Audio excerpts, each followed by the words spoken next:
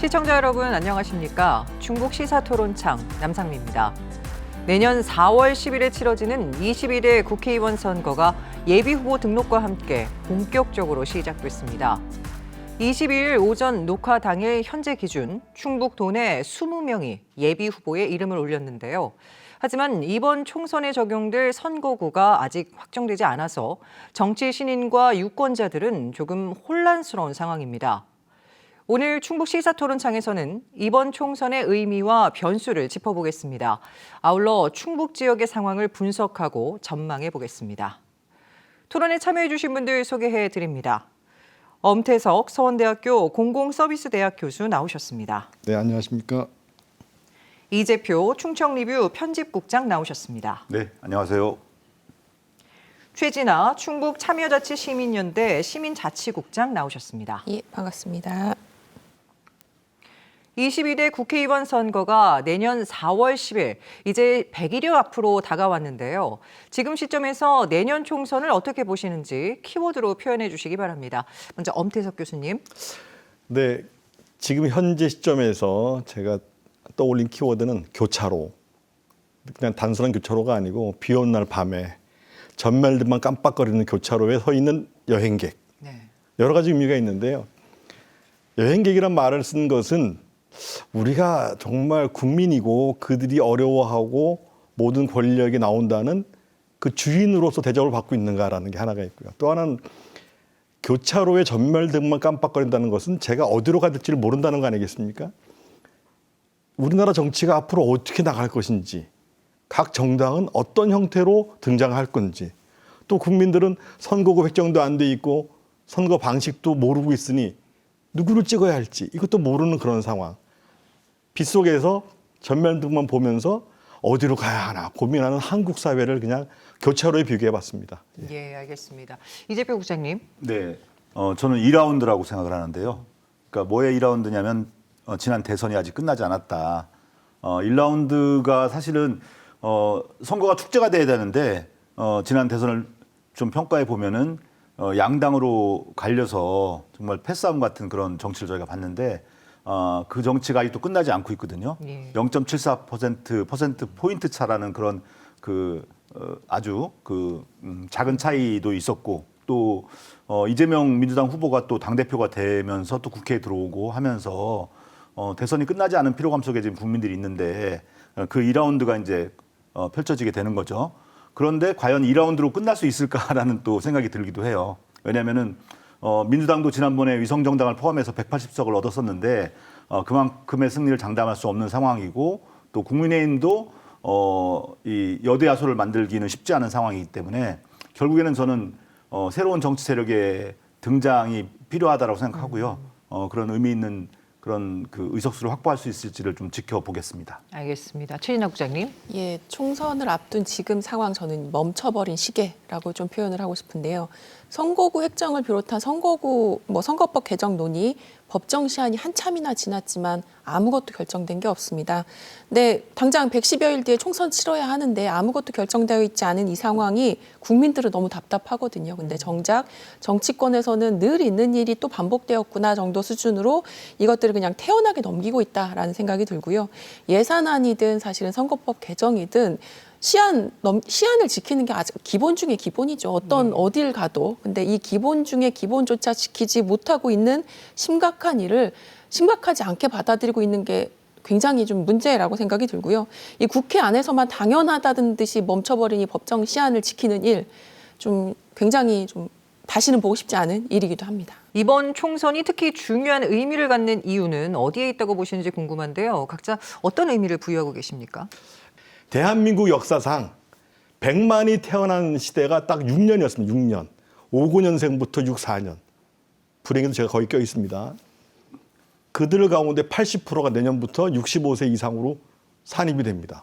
그럼 우리가 초고령화 사회로 내후년에 진입합니다. 어떻게 할 거예요, 이거? 근데 지금 정치권이 이런 변화 속도를 따라가고 있나요? 아닙니다. 사회의 변화를 전혀 못 따라가고 있습니다. 우리나라의 정치 빈곤율 최고 아닐까요? 정치 빈곤율 제가 볼 때 최고입니다. 왜? 혁신을 외치고 비상을 외치고 있으나 정치권이 제일 늦게 변하고 한번 보세요. 정치권의 제도나 변화했습니까? 그들이 했던 약속이 단 한 번도 지켜지지 않았습니다. 지금 아까 최진아 국장이 말한 대로 최근에 한 번도 기한을 지켜본 적이 없어요. 법을 만드는 사람이 법을 하나도 안 지키고 있고 왜 맨날 비상입니까?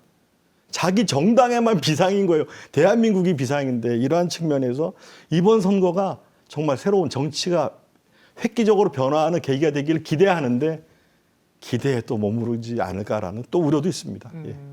정치 빈곤율이라는 표현이 굉장히 인상적인데요, 국장님. 네. 또 다른 정치 세력의 등장이 반드시 필요하다. 예. 우리가 이제 그나마 그동안 그 좀 위력 있었던 정당이 자민련 이후에 국민의당이 있었는데 국민의당 같은 경우에는 만들어졌다가 선거 끝나고 결국은 다 그 큰 당으로 들어가 버렸거든요. 그렇게 그 선거 때만 반짝하고 등장한 정당이 아니라 3당, 4당으로서의 자리를 가지고 1당, 2당과 겨루면서 결국은 집권을 추구할 수 있는 저는 그런 정당이 합리적 보수든 진보든 새로운 정당 출연이 반드시 필요하다고 보는데 그게 내년 총선에 될 수 있을까에 대해서 관심 있게 지켜보고 있습니다. 알겠습니다. 최진아 국장님. 예, 22대 총선 저는 더 이상 유권자가 참지 않는 선거여야 한다라고 생각합니다. 현재 여야 할 것 없이 국민들이 정치권을 바라보는 시선 굉장히 차갑다고 생각이 들어요. 근데 그 말은 그 의미는 뭐 늘 정치에 대한 혐오는 있잖아 이런 차원의 것이 아니라 정치가 국민을 위한 일을 하지 않기 때문에 더 싸늘해진 시선으로밖에 볼 수 없다라고 생각이 듭니다. 뭐 이런 상황은 뭐 단순히 여당뿐 아니라 야당에 대한 시선도 마찬가지일 거라고 생각이 들고요. 이제 국민이 실종된 여야 간의 정쟁만 남은 두 분 말씀하신 내용과 비슷한데 정쟁만 남은 정치에 대해서 더 이상 유권자, 국민들이 참지 않아야 한다. 그리고 이제 기득권, 더 이상 기득권, 정치를 위한 정치를 하는 이들의 모습에 대해서 참지 않고 유권자가 정말 따끔한 경고장을 날리는 총선이 되어야 한다라는 의미에서 굉장히 의미 있게 좀 봐야 할 것 같습니다. 아직 선거구 획정이 안 됐고 선거제도 합의를 이루지 못했습니다. 정치 신인들은 오리무중 상태에서 후보 등록을 해야 하는 상황인데요. 소선거구제, 중대선거구제 등 선거제에 대한 어떤 의견을 갖고 계신지도 궁금합니다. 우리 교수님부터 말씀해 주실까요? 정치학자들이 저만 얘기하는 게 아니고요. 뭐 수십 년 동안 얘기를 했습니다. 그 안 되는 이유가 있어요. 양대 정당이 의회 권력을 장악하고 있으니까 그걸 양보하지 않는 거죠. 실질적으로 지금 왜 선거구 제도는 얘기가 나오지도 않잖아요. 지금 우리가 지금 대화는 하지만 선거구 획정 문제만 가지고 뭐 어느 지역이 하나가 줄고 어느 지역이 하나가 늘고 뭐 이 얘기만 하는 거는 소선거구제로 간다는 게 전제가 되어 있고 거기다 지금 관점은 비례대표제 문제겠죠, 그죠? 이런 측면에서 바라기는 정말 사람들이 생각이 얼마나 다양하고 민주주의가 그 다양한 의사를 하나로 모아가는 과정이라고 볼 때 소선거 제도는 굉장히 민주주의에 맞지 않는 제도인데 저는 뭐 이것도 난망이다. 이렇게 저희들이 매일 30년 내내 주장을 했으나 뭐 되지 않았으니까. 근데 저는 바람직하기는 최소한도 중대선거구제나 비례대표제를 확장하는 것만이 국민들께서도 선거에 좀 즐거움도 가지고 임할 수 있습니다. 제가 A 정당을 좋아하고 A 정당 이념을 좋아하는데 이 정당은 절대 당선이 안 돼요. 그러니까 사람들 심리적으로 에휴 안 될 거 찍느니 하고 그냥 지역구 선거는 양대 정당을 찍지만 그래도 비례대표제라도 비례대표라도 많으면 자기가 원하는 그 정당을 찍을 텐데 지금 비례대표 몇 명입니까? 47명. 그밖에 안 되잖아요. 그런 측면에서 저는 소선거구제를 지향하고 중대선거제로 가야 된다라고 주장을 하지만 이것 또한 의회 권력을 양대 정당이 갖고 있으니 또 거기에 또 양대 정당이 일치가 안 되는 게 되게 많은데 요거는 잘 일치가 됩니다. 요거는 뭐 절대 자기들의 공간을 양보하지 않겠다는 면에서는 쉽지 않을 것이다 이렇게 생각이 되네요. 예. 예, 이재표 대표님 어떻게 생각하십니까? 솔직히 생각이 똑같아서 제가 발언할 필요가 없을 정도로 비슷한데요. 비근한 예로 영호남에서는 사실 선거가 큰 의미가 없습니다. 예. 영남에서는 국민의힘 후보가 되면은 당선 가능성이 거의 뭐 확실한 거고 호남은 또 반대로 또 민주당 후보가 당선되기 때문에 그 정당의 경우에는 당내에서 공천만 받으면 당선이 보장되는 선거잖아요. 이 선거를 굳이 이렇게 비용 들여서 할 필요가 있냐라는 생각이 들 정도로 지금 양당 구도가 고착화되어 있다는 거죠. 제가 1978년 10대 국회의원 선거를 한번 봤거든요. 한번 결과를 보니까 그때는 154명을 뽑았어요. 네. 지역구에서. 그런데 충북은 국회의원 수 8명은 똑같다는 게 굉장히 인상 깊었고 지금 253명 뽑는데 8명인데 그때는 154명 중에 8명이 충북했다는 게 하나 좀 주목을 받았고 충북에서는 그 당시에 전국에서 3명의 당선자를 낸 민주통일당이 있었는데 그중에 한 명이 청주에서 당선이 됐어요. 그것도 1등으로 중대 선거구 저였는데 그리고 야당인 신민당이 4명, 민주공화당은 3명밖에 여당은 3밖에 없었거든요. 충북이 옛날에 야도였구나라는 걸 제가 이제 봤고 전국적으로 보면 가장 그 민주당 쏠림이 심한 전남의 경우가 공화당이 8명, 신민당이 7명. 그리고 경북 상대적으로 또 국민의힘이 가장 쏠림이 심한 데잖아요. 여기는 공화당 9명, 신민당 8명 했다라는 거죠. 나머지 어떤 지역구 선거를 선출하는 방식은 지금보다 훨씬 더 합리적이었다라는 걸 제가 알게 됐거든요. 바꿔야 됩니다, 당연히. 네. 최진아 국장님은요? 예, 선거구제에 있어서 소선거구제보다는 중대선거구제가 더 적합하다라는 의견은 모두 동의할 것 같고요. 다만 이제 시민사회단체에서는 중대선거구제를 운영하되 실효성을 거두려면 5인 이상의 선거구여야 한다라는 단서를 달고 있는데 현실적으로 쉽진 않습니다. 그래서 차라리 시민단체에서도 현재 시스템, 현재 의원 정수를 유지하는 방식이라면 차라리 소선거구제를 유지해라. 그게 낫겠다라는 의견을 낼 정도인데요. 우리가 이제 중대선거구제가 사실은 제도 자체가 나쁜 건 아닙니다. 근데 이것들이 악용되는 사례를 지방선거에서 봐왔죠. 2, 3인 선거구제도 복수 공천이 사실은 원천적으로 차단하지 않는 이상 거대 양당이 모든 의석을 가져가는 오히려 거대 양당 중심의 국회 구성이 더 공고히 될 수밖에 없는 상황이기 때문에 아무리 제도가 좋아도 우리 정치 현실에서 그걸 받아들일 준비가 전혀 되지 않았다라는 지점이 좀 굉장히 좀 돌아봐야 될 지점인 것도 같습니다. 네. 자, 짧게 그럼 비례대표제 방식에 대해서도 어떤 생각 갖고 계신지, 국장님? 네. 좀 계산하기 편했으면 좋겠어요. 솔직히 이거 공식을 다 알아도 계산이 잘 안 돼요. 아마 국회의원 300명한테 계산해 보라고 해도 제가 볼 때 계산할 수 있는 사람 제가 볼 때 50명도 안 될 거라고 생각하거든요. 너무 복잡합니다. 그냥 저는 비례대표 100명이었으면 좋겠어요. 예를 들어 저희가 지금 OECD 나라 중에서 4번째로 의원 1명당 국회의원 수가 많습니다. 지금 17만 명이 넘어요. 지금 10번째인 캐나다는 8만 명이거든요. 캐나다만큼 저희가 늘리면 저희 국회의원이 한 600~700명이 돼야 되는 상황인 거죠. 대신 특권을 확 줄이자는 거죠. 줄이고 대신에 국회의원 수를 늘려서 저는 국민의 어떤 그 냄비 안에 있는 국물인 국민과 숟가락 안에 국물인 국회의원의 그 맛이 똑같아야 된다. 아하. 예, 이렇게 바꾸기 위해서는 저는 대대적인 개혁이 필요한데 과연 이런 개혁을 하려면은 일단은 22대 국회가 출범하자마자 바로 시작을 해야 된다. 예. 지금처럼 예비후보 등록 시작했는데도 아직까지 결정을 못 하고 있잖아요. 이건 안 되죠. 예. 교수님? 국회의원을 하겠다는 사람은 많고 특히 비례대표를 하면서 국회의원의 맛을 본 사람들이 다 국회의원 한 번 더 하고 싶은 거예요. 근데 비례대표제를 제 기억에 17대, 15대까지만 해도요. 비례대표를 3번까지 한 분도 있습니다. 비례대표만 한 분도 있어요. 3번씩이나. 그러니까 비례대표제는 암묵적으로 한 번만 하는 것이다라고 되니까 이 사람들이 다 지역구로 가고 싶어요. 여기서 또 국회의원들이 또 합의가 되는 겁니다. 그래, 누가 될지 모르는, 나도 한번 해봤지만 누가 될지 모르는 비례를 줄이고 지역구를 늘리자 해서 이렇게 희석이 되는 거예요. 거기다가 21대 국회 때 패스트 트랙, 긴급 법안 처리 규정에 따라서 준연동형 비례대표제를 그거를 도입을 했는데 정의당이 뒤통수를 맞은 거죠. 왜?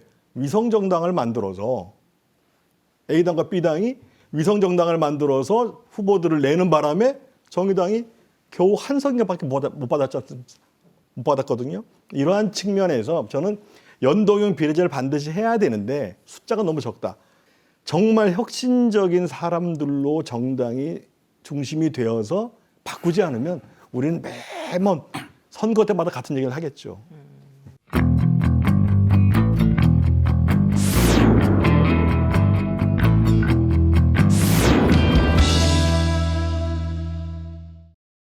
이번 총선의 쟁점 어떻게 예상하시는지 궁금한데요. 국민의힘은 국정 안정론, 더불어민주당은 정부 실정론을 내세울까요? 어떻게 생각하십니까? 근데 저는 그거는 뭐 매번 선거 때 하는 얘기고 저는 이번 선거에 제가 보는 거는 대통령이 지금 당무 개입 안 한다고 말은 했는데 사실 당무를 완전히 장악하고 있잖아요. 지금 그런 것들을 볼 때 대통령의 지지율이 현재 30% 초반대를 계속 유지하고 있는 상황에서 이 지지율과 총선이 연결될 것인가 아닐 것인가가 좀 관심이 모아지는 거고요. 또 한 가지는 야당의 경우에는 지금 그 당대표의 사법 리스크가 계속 지금 가고 있고 또 뭐 지금 송영길 전 대표도 구속됐지만은 지금 그 민주당 국회의원들도 돈봉투로 또 소환되는 것도 있고 이런 부분들이 결국은 그 수사위에서 이 정치적 어떤 변수가 발생하는 게 굉장히 클 것이다. 저는 이런 것들이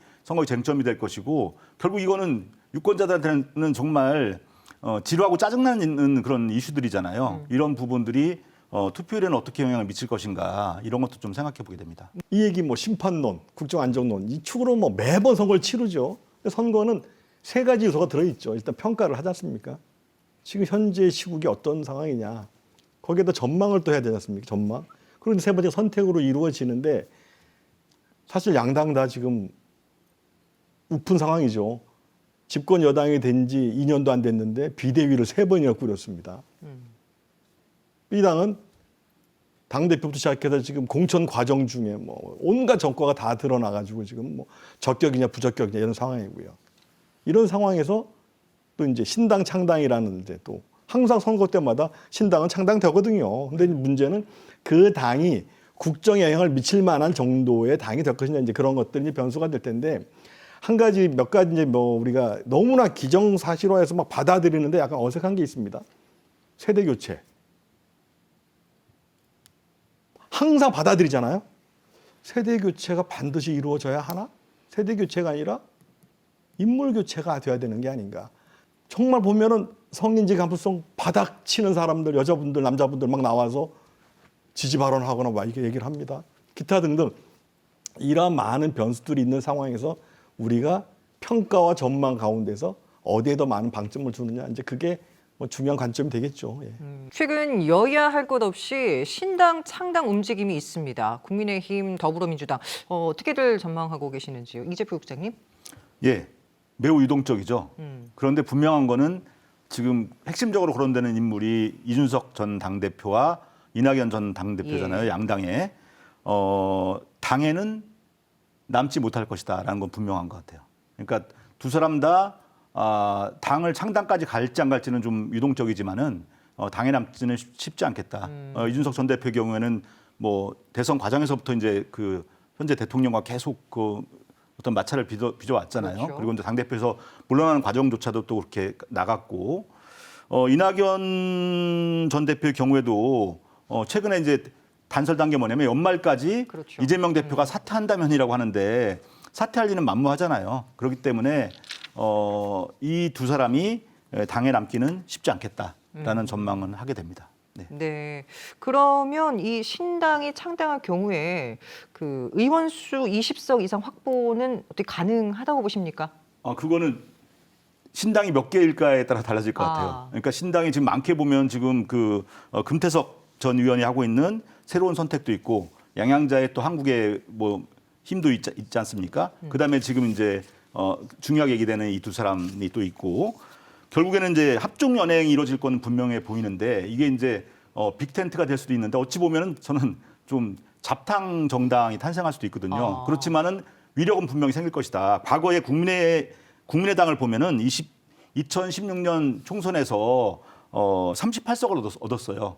예, 얻었고 그 다음 대선에서 안철수 후보가 3등했지만 21% 이상을 득표했거든요. 그러니까 좋은 대선 후보와 안타깝지만은 영호남에서의 안정적 의석을 확보할 수 있는 것이 결합되면 굉장히 커질 수 있다는 거죠. 예, 그렇지 않을 경우는 쪼그라들 것이고 만약에 지금 핵심 인물들이 아예 당선이 안 된다라고 하면 저는 그 정당은 선거 이후에 바로 흡수된다. 그러니까 정계 개편에 불쏘시개가 될 수 있다고 생각합니다. 예. 최진아 국장님은 신당 창당에 대해서 어떻게 생각하십니까? 예, 뭐 많은 변수가 있다라는 말에도 동의하고요. 근데 현재 이제 신당 창당을 논의하는 분들이 다 20석 이상을 장담하고 있습니다.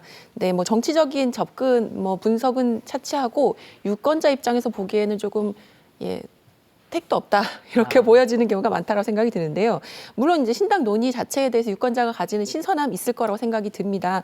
그동안 이제 제 거대 야당, 거대 구 양당 체제에서의 사실은 만족하지 못했던 제3당, 4당을 원하는 많은 요구들이 사실은 담아내기 위한 통로로서 작동할 수 있을 것 같은데 지금의 모습을 보면 사실 신당 창당을 논의하는 분들이 굉장히 이제 물리적인 결합만을 이야기하시는 것 같아요. 전혀 결합되지 않는 분들끼리 서로 연합을 어떻게 할 것인지에 대한 질문들을 받고 그거에 대한 대답들을 철학 없이 하고 계시는 것 같다라는 생각이 들고 이런 것들이 이제 신당에 대한 기대감들을 유권자의 기대감들을 점점 더 떨어뜨리는 일로 작동할 수 있다라는 생각이 좀 들기도 하고요.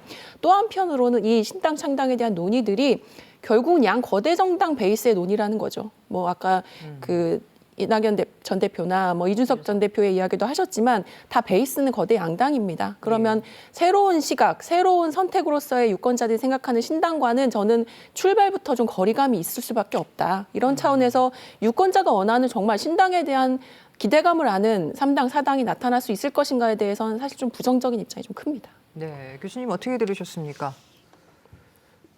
지금 그 이낙연, 이준석 두 분이 지금 가장 맨 앞에서 지금 부각이 되고 있죠. 근데 왜 이재명 대표는 이낙연 전 총리만 안 만나고 김부겸 전 총리를 2번 만나고 정세균 전 총리를 1번 만나겠다잖아요. 그거 왜 그럴까요? 이낙연 전 총리한테 성격상으로나 지지 기반이 크지 않다.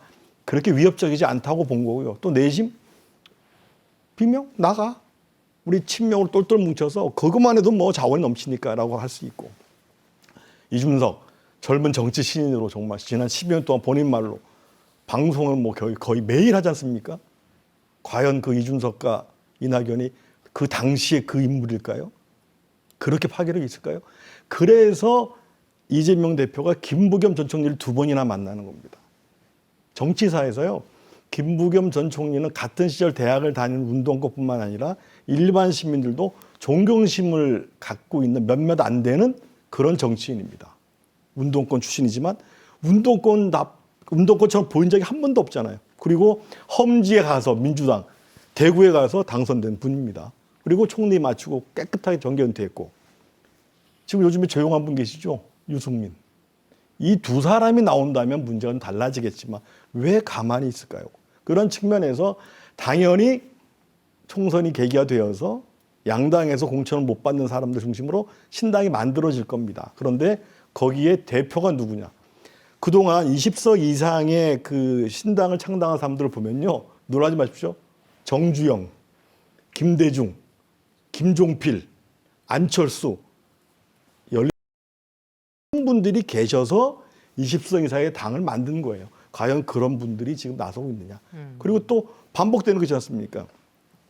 본류에서 공천이 어려워지면 나갔다가 또 대선 때부터 합치는. 그게 아니라 우리가 바라는 당은 이 두 당에서 나온 이삭줍기, 나볍스러운 뭐 이게 아니고 새로운 정치를 할 그런 사람으로 기대했던 게 대표적인 게 안철수 의원이었지 않습니까? 지금 10년 지나서 지금 어떻게 되어 있습니까? 이러한 측면에서 신당에 대한 예측은 분명히 신당이 만들어져 있고 나오겠지만 정말 새로운 정치를 어떤 식으로든 주도해 갈 수 있는 신당이 과연 나올까? 그건 좀 회의적입니다. 예. 네, 우리 충북 지역에도 이 신당 창당의 바람이 좀 불까요? 당연히 이제 공천을 받기 위해서 만약에 A와 B에서 공천이 안 되거나 하면 당연히 신당으로 가죠. 네. 충북의 특징이 있습니다. 과거에 그 국민의당도 있었고 민생당, 민주평화당, 민평당 뭐 쭉 있었는데 도당을 구성하지 못한 사례가 되게 많아요. 예. 그러니까 그 아까 이삭줍기 얘기를 하셨는데 공천을 받지 못해서 나왔던 사람들이 대거 가는 특징이 있습니다. 그래서 양은 풍부해요. 그런데 질은 매우 떨어지는 그런 과거가 있었고 먼저 치고 나온 적은 거의 없는 것 같아요. 과거에 그 자민련의 경우에 충북에서 지방선거 또 국회의원 선거 다 한 번씩은 성공을 했는데 그 다음부터는 사실 굉장히 미약했고 그 이후에 뭐 자유선진당 같은 그런 충청권 지역정당이 성공한 예가 없거든요. 그래서 저는 매우 그 양으로는 풍부하지만 질적으로 매우 빈곤할 것이다라는 예상하고 있습니다. 알겠습니다. 자, 비대위 이야기도 잠깐 짚고 넘어가죠. 굉장히 좀 뜨거운 이슈인데요. 어떻게 보고 계시는지요? 한동훈 장관의 어떤 정치인으로서의 그런 평가, 이제 지지나 이런 것들을 받고 있는 건 분명하지만은 전혀 검증되지 않은 그런 것들이라는 거죠. 그래서 이 부분들은 누구도 얘기했지만 상처받을 수 있다라는 생각을 저는 하고 있습니다. 교수님은요? 지금 각 당에서 쓰는 용어를 보면 모순적인 단어들이 굉장히 많아요. 통합, 안정, 혁신. 이 세 단어는요, 나란히 갈 수가 없는 단어입니다. 혁신을 하는데 통합이 잘 됩니까? 안정? 그렇지 않거든요. 그것과 마찬가지로 새로운 인물이 필요하다고 그래서 비대위원장을 영입했는데 정치 경험이 없다고 뭐라 그래요. 그것도 앞뒤가 안 맞는 거죠. 그리고 나이가 50이고 우리의 삶 자체가 정치다라고 본인이 얘기를 하고 있지만 저는 사실 우려도 있습니다. 뭐 쾌도난마식으로 조선 제1검 원칙과 법을 지키는 일은 쉽습니다. 정치는 그 위에 있는 거거든요. 본인이 본인의 양심이나 법상식으로 하지 못하거나 하기 힘든 일도 해낼 텐데 그러한 측면에서 새로운 정치 자원을 우리가 발굴한 것이냐 아니면 그냥 검사로서 장관으로 잘 지낼 사람이 들어와서 상처만 받고 나갔냐 그런 것을 보게 되겠죠. 그러나 정치가 그렇게 녹록하지 않기 때문에 굉장히 힘든 길을 갈 것이다. 그리고 또 거꾸로 정말 국민의 힘을 끌어서 과반 이상의 의석을 차지한다. 그러면 뭐 3년 뒤에 대선도 기대하겠지만 정치에 있어서 1년 6개월 이런 단어들은 굉장히 긴 시간이거든요. 그러나 중요한 시험대가 될 겁니다. 예, 최진아 국장님은요? 예, 비대위 정치라는 게 사실은 일상 상황이 아니라는 거죠. 비상 상황이라는 건데 우리의 정치는 늘 비상 상황인 것 같습니다. 이번 국민의힘 비대위 위원장 선임 이런 과정들이 사실은 정권 심판론을 더 강화시키는 요소가 될 거라고 저는 보고 있고요. 네. 윤석열 정부 출범 이후에 여러 논란 문제들 있어 왔습니다. 근데 저는 그 중에서도 좀 주목할 게 인사 문제라고 생각이 들고요.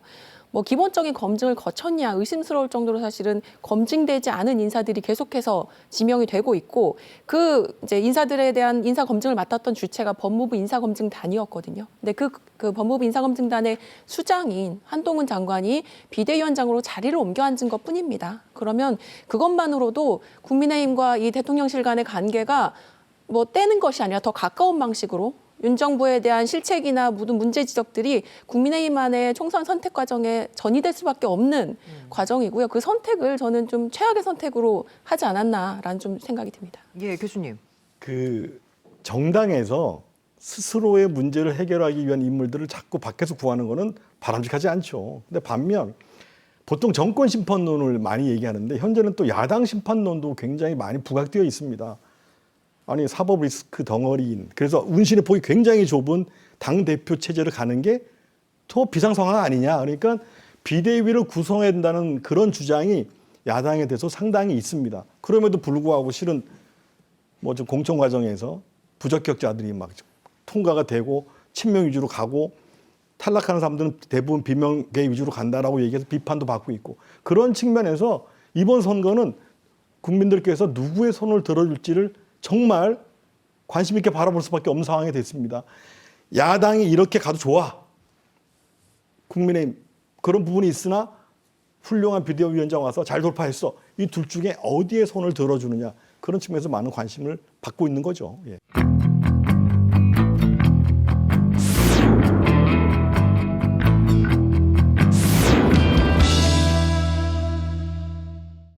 자, 지금부터는 굉장히 중요한 우리 지역을 좀 살펴보겠습니다. 충북 지역의 총선의 특징은 어디에 있다고 보시는지요, 교수님? 그 한때 정말 이 청주 지역이 굉장히 야도와 같은 그런 지역이었습니다. 진보적인. 근데 이제 날이 갈수록 이제 조금씩 이제 보수화되고 있는 성향은 있다. 그런 측면에서 과연 이제 이번에 선거는 어떻게 치러질 것이 관심이 있는데 저는 그것보다도 지금 우리 지역도요 국가적인 차원의 위기를 그대로 지금 가지고 있습니다. 굉장히 고령화되고 있고요. 지금 지역이 군의 형태를 언제까지 유지할 것이냐가 문제가 될 정도로 지역의 인구들이 막 줄어들고 있거든요. 이전에는 시골에 젊은이가 없다. 그래서 노인들이 일을 한다. 정도의 관점이라면 지금은 그 노인분들도 병들고 돌아가셔서 그분들도 안 계신 상황이 됐다. 여기까지 와 있거든요. 그래서 이러한 부분에서 수도권 집중으로 인해서 만들어지는 피해, 지역은 과소화돼서 만들어지는 피해, 우리 사회에 끼어서 실질적으로 대전, 세종으로 상당수의 축이 옮겨가 버리고 이런 측면에서 이러한 이슈들을 어떻게 해결할 것이냐라는 게 굉장히 중요한 관전 포인트고요. 더불어서 우리 항상 하는 얘기가 신인들, 여성들이 얼마나 우리 충북 지역에서 정말 도약하고 또 당선될 것인지 관심이 있는데 저는 그 부분은 굉장히 비판적이고 비관적인 시각을 가지고 있는데 그런 정치 신인들과 여성들은 기르질 않았는데 그리고 한다는 짓이 기껏 다른 분야에서 잘 나가는 분들 총선용으로 영입하잖아요. 난 그런 거 안 했으면 좋겠어요. 정치하겠다는 사람들을 기르고 그분들로 인물들을 계속 바꿔가야죠. 예. 네, 이제 부장님.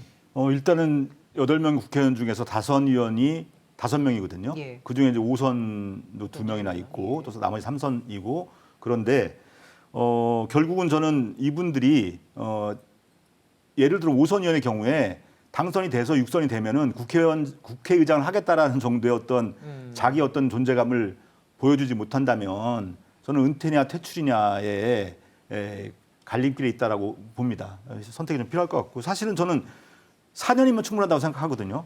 4년 동안 못한 일을 뭐 8년, 12년 한다 해서 그걸 해내줬다고 생각하지 않기 때문에 저는 좀 세대 교체라는 부분이 꼭 나이로만 따지는 것이 아니라 과감히 좀 이루어져야 될 거라고 생각하고요.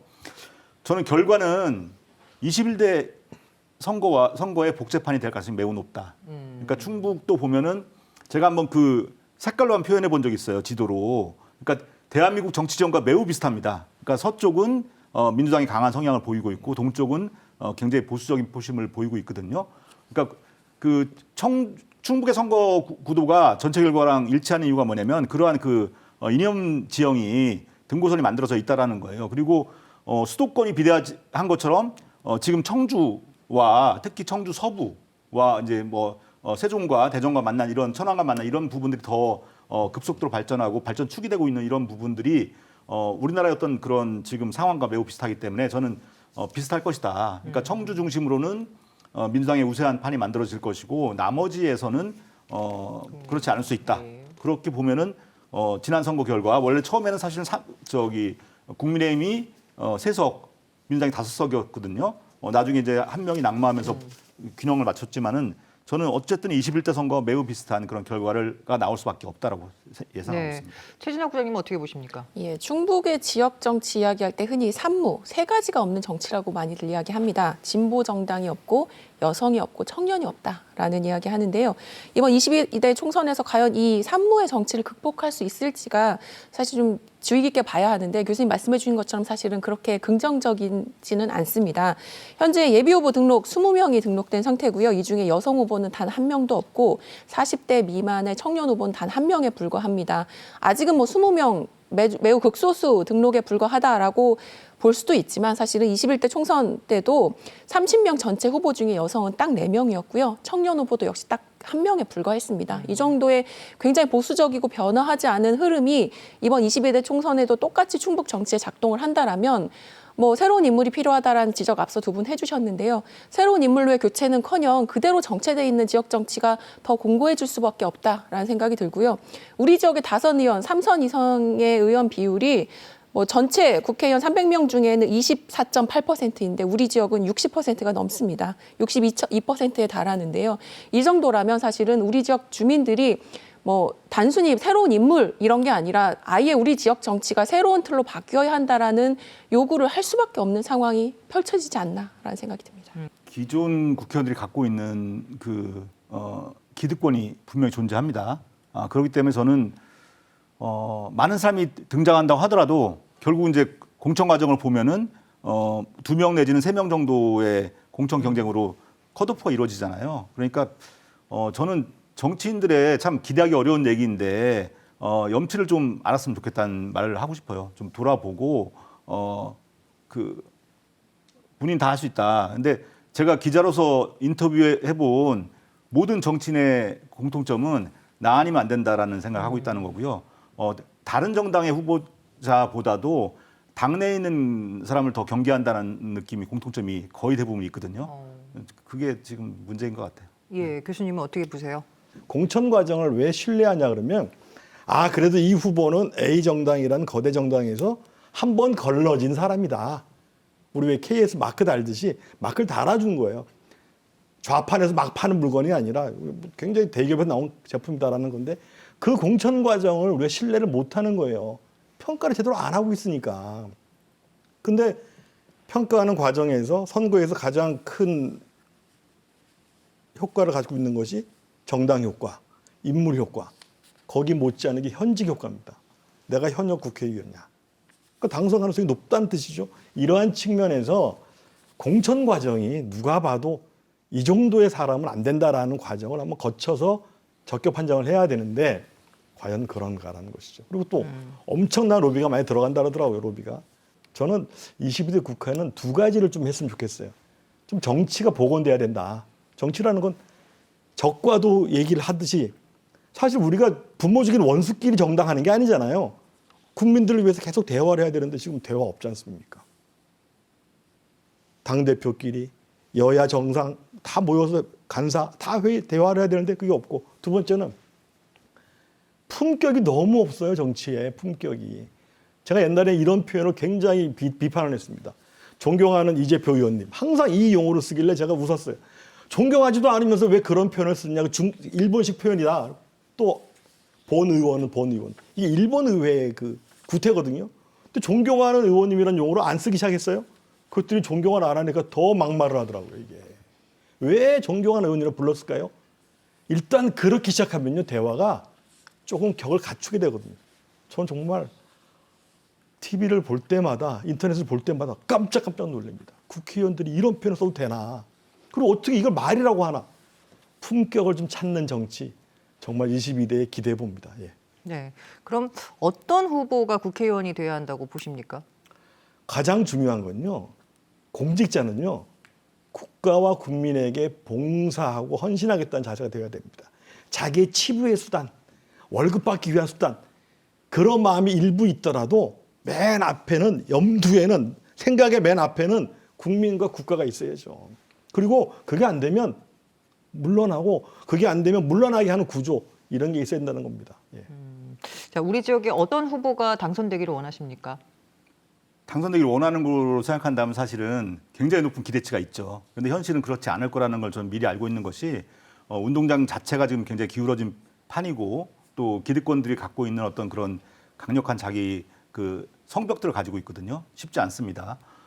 저는 기본적으로는 그 고위 관료 출신들 이미 많이 했으니까 그런 사람들보다는 보다 이 국민들과 눈높이가 같고, 아까도 얘기했듯이 정말 냄비 안의 국물과 숟가락 안의 국물이 같을 수 있는 그렇게 되기 위해서는 사실 제도가 바뀌어야 되는데 제도의 변경 없이는 사실 불가능한 거거든요. 그러니까 만약에 성소수자가 국민 중에 1%라고 한다면 저는 국회 안에도 1%의 성소수자가 들어갈 수 있는 구조가 돼야 된다고 보는 거거든요. 그렇게 국민 닮은 사람들이 정치를 하되, 전제는 뭐냐면 정치를 하고자 하는 사람들, 미리 준비해 온 사람들, 이런 사람들이 하는 게 맞다고 보고요.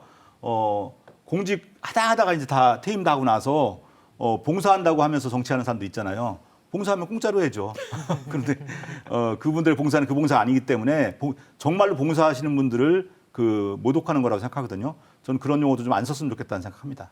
네, 최진아 국장님은요? 예, 뭐 굉장히 원론적인 답변이 될 수밖에 없을 것 같긴 한데요. 국민을 생각하는, 유권자를 생각하는 의원 당연한 거죠. 사실은 이 기본적인 것을 지금의 국회, 지금의 정치가 하지 못하고 있기 때문에 이야기를 계속 반복해서 드릴 수밖에 없는 거고요. 지역 안팎의 문제 굉장히 많을 겁니다. 풀어야 할 난제들도 많을 거고요. 그런데 이제 우리 지역의 문제로 주목을 좀 해보자면, 지역 국회의원들이 지역 발전하겠다 그래서 무슨 개발하겠다는 데는 굉장히 열심히 목소리를 냅니다. 그런데 국민들 또 지역 주민들이 바라는 지역의 대표로서의 국회의원의 역할이 그건 아니라고 생각이 들고요. 뭐 선거 시절 되면 더 많아지는 여기저기 붙어있는 현수막 보면 모든 예산은 자기가 다 해왔다. 모든 정책은 다 자기가 했다라고 광고합니다. 그런데 더 이상 유권자들 그런 말에 현혹되지 않고요. 저게 얼마나 거짓된 말들인지를 판별해낼 수 있습니다. 그런 것들을 계속 부착하고 뭐 이렇게 홍보한다는 것 자체가 유권자를 굉장히 무시하는 일이라고 생각이 들고요. 이런 것들 배제하고 정말 국민, 유권자, 주민을 위하는 역할을 하는 국회의원, 뭐 그게 성별을 떠나서 혹은 뭐 나이를 떠나서 굉장히 그런 후보들이 당선되기를 바랍니다. 22대 국회에 기대하는 것들 좀 짧게 짚어주시죠. 네, 제가 오늘 토론 모두에 비 오는 날 깜깜한 밤에 이정표도 없이 전멸등만 켜진 교차로에 서 있는 국민 얘기를 했는데요. 가로등도 좀 켜주시고요. 이정표도 만들어주시고 신호등도 빨리 세워서 우리 국민들이 어디에 서 있고 어디로 간다는 정도는 알게 해달라는 말씀을 드리고, 더불어서 복지라는 것이 국민들을 행복하게 하는 거지 않습니까? 정치적 복지 우리 최하위일 겁니다. 국민 정치적 복지, 정치 복지 제가 볼 때 최하위입니다. 왜? 정치를 보면서 불행하거든요. 행복하지 않으니까. 이런 측면에서 정치가 국민을 염려해야 되는데 국민이 정치를 염려하는 이런 일은 이제 그만했으면 좋겠다라는 말씀을 마지막으로 드리겠습니다. 예. 네. 저는 처음부터 좀 정치개혁 논의를 하기를. 그러니까 매번 국회가 그 임기 끝날 때쯤 가서 이제 그 시작하는데 그게 아니라 22대 국회가 열리자마자 정치개혁을 논의해서 그 부분이 이제 반드시 필요할 것 같고요. 그 윤석열 대통령의 경우도 22대 국회와 함께 임기를 마무리하게 되는데 사실 작년까지 저희가 들었던 얘기가 뭐냐면 대선 불복이냐 뭔가 비판을 하면 대선 인정했으니까 사실 받아들인 건데 계속 그런 논리에 시달려 왔거든요. 저는 이제 대통령의 어떤 출구 전략 또 함께 좀 하면서 대통령의 생각의 변화도 필요하다. 국회도 잘해야 되지만은 이 행정과의 어떤 그런 잘 협조도 필요하기 때문에 내려놓는 그런 자세를 좀 보여줬으면 좋겠다라는 생각을 합니다. 네, 22대 국회에 바라는 점. 예, 아직 출발도 하지 않은 22대 국회에 저도 국장님과 같은 좀 당부 바람이 있는데요. 선거제도 개혁 이야기 지금 많이 합니다. 올해 어느 때보다 국회 20년 만에 전원위원회도 열리고 헌정사상 최초로 국민 공론조사도 있었고 전문가 조사도 있었지만 다 당리당략에 따른 논의만 있었지 실질적인 선거제도 개혁으로 나아가지 못했다라는 한계가 있으니까요. 22대 국회 사실 이게 4년 동안 논의가 필요한 일입니다. 그 논의가 22대 국회 안에서 좀 제대로 현실성 있게 내용 있게 이루어졌으면 좋겠다는 생각이 좀 듭니다. 네, 알겠습니다. 끝으로 마무리 발언 듣겠습니다. 22대 국회의원 선거 관련해서 오늘 못다한 말씀 또 하고 싶은 말씀 전해주시죠. 최진아 국장님부터 해주실까요? 예, 저는 22대 총선 전에 현재 21대 국회가 해야 할 일이 굉장히 많습니다. 굉장히 할 일이 많은 국회였고 아직 남은 임기 동안 해야 할 일도 많습니다. 아직 처리되지 않은 이태원 특별법도 있고요. 개정이 필요하다라고 하는 제정 당시부터 요구가 있었던 전세사기 특별법도 있고 대통령 거부권에 결국 좌절되어 버린 노동법 2, 3조도 있습니다.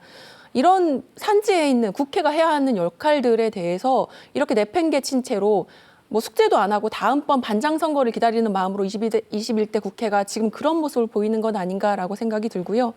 이런 모습 제발 안 보는 그런 방식으로 국회가 자신의 역할을 하면서 다음을 또 이야기하는 그런 방식이었으면 좋겠습니다. 네, 국장님. 네. 저는 그 연장선상에 말씀을 드리겠는데요. 저는 양당 정치의 균열이 이루어지는 선거가 되기를 바라는 마음이 가득한데요. 물론 이제 아까 다들 지적하셨지만은 지금 얘기되는 그 인물들이 전부 다 기존 양당에서 뿌리를 두고 있는 인물들이라는 거죠. 그래서 큰 기대감이 없는 건 사실이에요. 그렇지만은 저는 3당이 성공해야지 4당, 5당도 성공하고 제가 생각하는 어떤 진보 정치도 지금 에어포켓이 필요한 시점이거든요. 지금 숨 쉴 수 있는 공간이 확보되지 않고 있는 상황인데 이 양당 정치의 균열을 만들어야 되는데 그거는 선거를 통해서만 되는 것이 아니고 22대 국회 활동 전반을 통해서 이루어지는 것이고 그걸 갖다가 국민이 원하는 방향으로 리드할 수 있는 거는 결국은 유권자들의 저는 깨어있음이라고 생각하거든요. 그래서 정말 정치가 혐오를 준다고 해서 정치를 외면하지 말고 정치에 보다 많은 관심을 갖는 것이 혐오 정치를 저는 피할 수 있는 길이라고 생각합니다. 알겠습니다. 교수님. 네, 정치 지도자는 이성으로 그린 지도에 양심을 나치판 삼아 국민들의 맨 앞에서 이끌어가는 사람들입니다. 맨 앞에 선다는 얘기는 비도 맞고 눈바람도 맞고 그런 과정 속에서 희생하면서 우리를 인도하는 것이거든요. 정말 이런 인물들을 선택하는 해안이 매우 필요한 시점입니다. 이런 사람들이 많이 의회에 진출을 해서 우리 국민들 위기의 대한민국이 아니라 행복한 대한민국에 살기를 기대해 봅니다.